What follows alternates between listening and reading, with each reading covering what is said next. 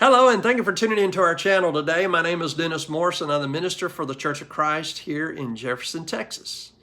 We're continuing with our study today in the Gospel of John, in John chapter 10, and we've already seen how that Jesus is talking in parables and telling the Jewish leaders, and in particular the Pharisees, that he, of course, is the door to the sheepfold. If anyone tries to go into the sheepfold in any other way than through Jesus, then they are referred to in verse 1 as thieves and robbers. And so we find that Jesus is describing the Pharisees as those thief and robbers because they were not willing to believe in Jesus and to come and to become followers of him. And then you find that Jesus made that statement very plainly there in John chapter 10 and verse 7. He said, "Verily, verily, I say unto you, I am the door of the sheep." And so a door is the means by which one would enter. And as we said, when a shepherd would put his sheep into the sheepfold at night for protection, what he would do is he would lay down at the opening or the door of the sheepfold. He would know if any predator was trying to get to them because they would have to go over him, that is the shepherd. Well, Jesus said, "I am the door of the sheep." Going on, we find here too that it says in verse 10, "The thief cometh not but to steal and to kill and to destroy. But Jesus came that they might have life and they might have it more abundantly." And so here's the difference between the two. In verse 11, Jesus continues, and we notice another I am. We saw the I am in verse 7, "I am the door of the sheep." And now in verse 11, Jesus says and brings out another I am the good shepherd.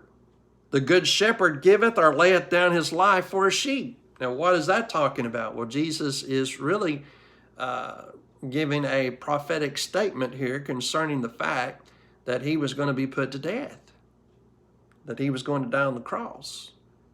And you find that Jesus has already told the Jewish leaders that this is what they were seeking to do, was to kill him. Well, he makes this prophecy. Of course, we realize that the good shepherd is the one who owns the sheep. Therefore, he's going to do whatever is necessary to protect the sheep. But then a hireling is one who does not care. A hireling is one that if he sees a danger coming, such as a wolf, that he will what? He'll flee.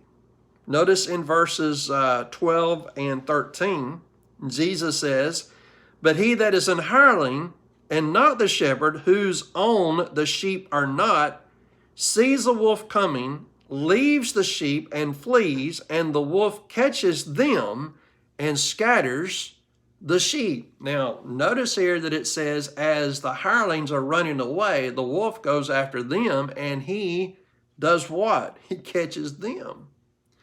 Well, who do you think the wolf is here? I believe it's having reference unto Satan, and that Satan had already got a hold of the Pharisees and the rulers of the children of Israel.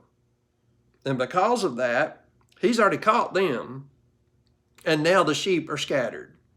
You might recall that when Jesus saw the multitude following him, that he looked upon them with compassion. Why? Because he saw them as sheep having no shepherd. Well, where were the hirelings? They should have been the ones guiding the sheep, and yet they were not.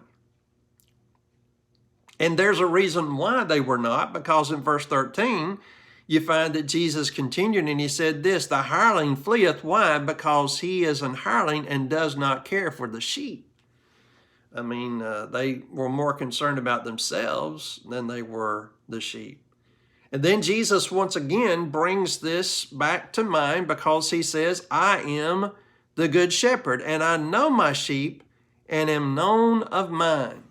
Remember when Jesus was talking earlier about the sheep that's in the sheepfold, you kind of wonder if a bunch of shepherds brought all of their sheep and they got all mixed up together, how in the world were they going to separate their sheep the next morning? Well, Jesus said that the sheep would hear their shepherd's voice and they would come to him and follow him. Well, that's the same thing that we find here in connection with the fact that they heard the voice, followed after the shepherd. We are to hear the voice of Jesus and we're to follow him, which the Pharisees were not doing, at least not all of them. And then, of course, he says there in verse 14, I am the good shepherd, and I know my sheep, and am known of mine. And so they know him. They know his voice. They will come to him because they know him and because they hear his voice. And so I think that's very impressive as to what Jesus is saying here. These Pharisees were not following Jesus because they weren't willing to hear his voice. If we're willing to hear his voice and then we come to follow him, then yes, if we do what Jesus tells us to do, we can become a part of the sheepfold.